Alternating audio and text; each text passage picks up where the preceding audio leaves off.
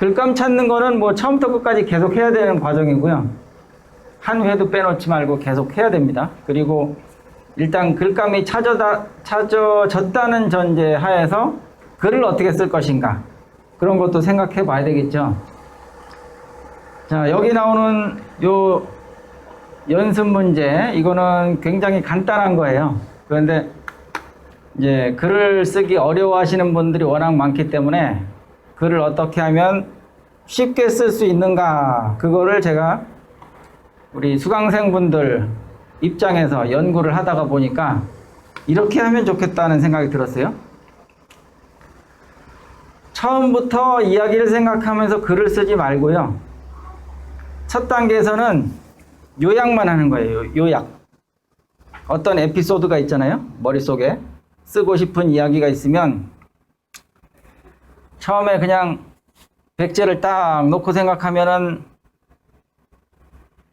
감이 안 잡힌단 말이에요. 어디서부터 어떻게 시작해야 될지.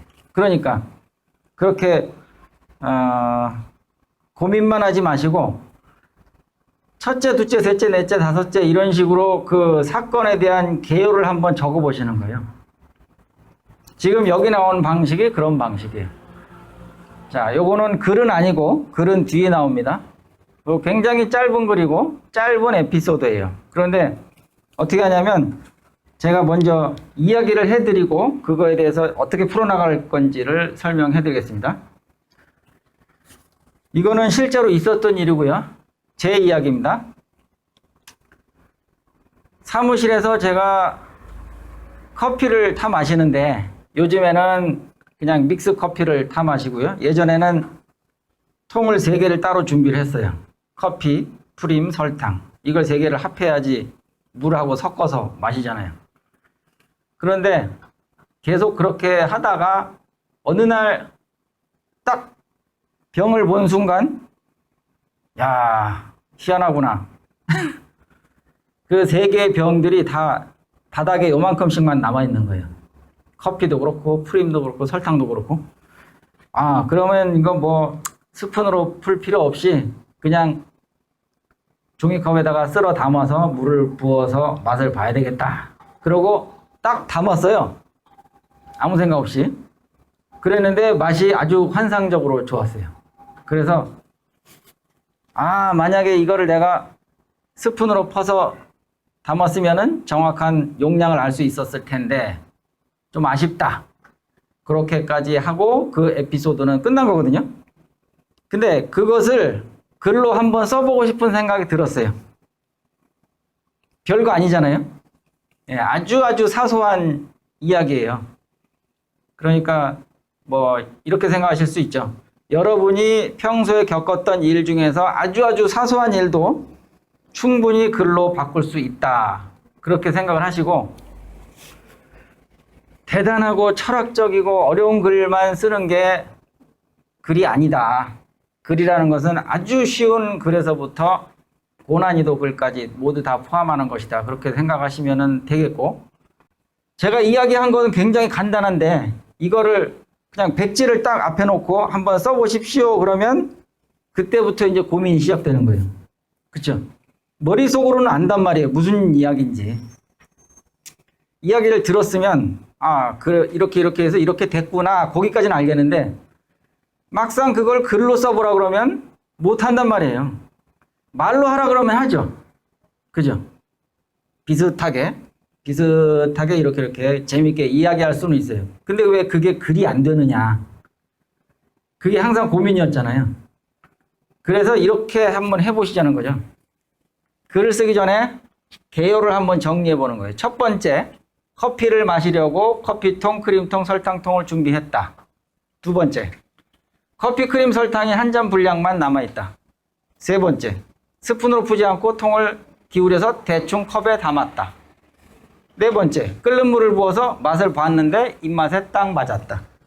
다섯 번째, 이것을 스푼으로 펐으면 몇 스푼인지 양을 알 수 있었을 텐데 그렇지 않아서 아쉽다. 여섯 번째, 다음부터는 스푼으로 퍼 담아야 되겠다. 여기까지 일단 정리가 됐죠? 예, 사건이 정리가 됐어요. 그러면 이걸 가지고 이제 그냥 이대로 풀어 쓰면 되는 거예요. 그냥 솔솔솔솔. 뭐 어려울 거 별로 없어요.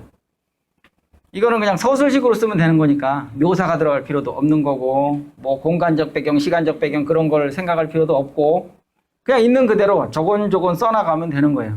그러니까 이렇게 쓰면은 글 쓰는 게 전혀 어려운 일이 안 될 거고 그래서 이 방법을 한번 써보시라는 얘기입니다.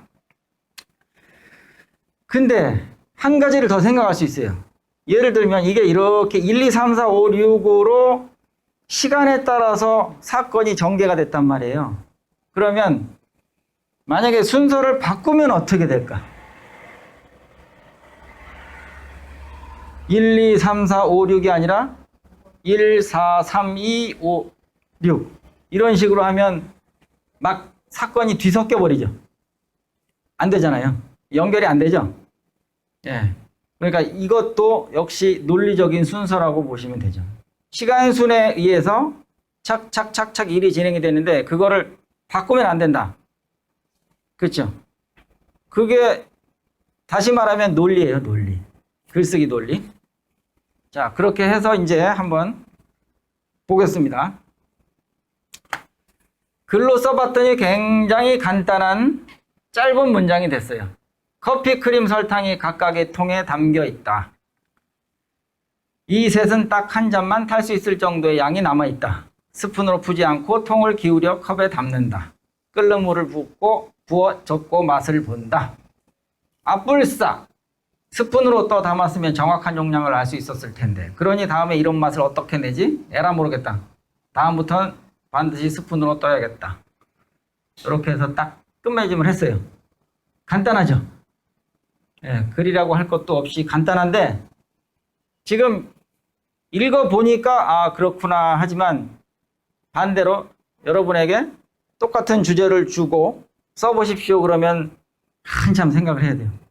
어디서부터 손을 대야 되나 그렇게 된단 말이죠. 그러니까 글쓰기는 항상 그런 문제가 있어요. 이야기는 머릿속에 뱅뱅뱅뱅 도는데 그게 글로 나오질 않는다. 이게 문제거든요. 그렇죠? 항상 그게 발목을 잡았죠. 글 쓸 때마다. 그러니까 이런 방법을 사용하면 조금 더 쉽게 글을 쓸 수 있겠다. 그런 거죠. 뭐 보통은 이렇게 생각할 수도 있어요. 글이 막 안 나오면 키워드만 몇 개 적어놓고 그 키워드에다가 살을 붙여서 연결해 나가는 방법도 있거든요. 그렇죠? 오늘 만약에 정치에 대해서 쓴다 그러면 정치에 대해서 내가 생각하는 게 있는데 떠오르는 생각은 몇 개밖에 없어요. 단편적인 생각 몇 개.